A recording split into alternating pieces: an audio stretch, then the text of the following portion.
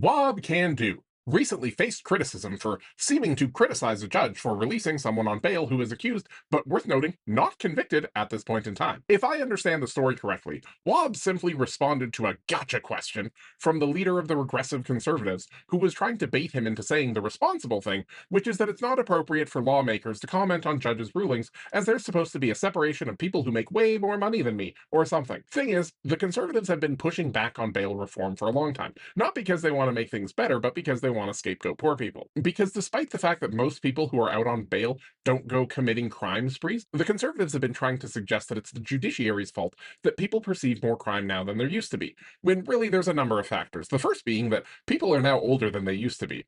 That's how time works. And as you get older, many people feel less safe than they used to because they can't hit people with baseball bats as well as they used to. Beyond that, particularly in Manitoba, several years of regressive conservative government slashing funding to social programs resulted in a large increase of drug use. Also, as the economy hasn't been great, there have been more people on the street corners begging. But the fact is, there is no crazy violent crime wave. But try telling that to people who spend all their day on Facebook stroking each other's paranoia.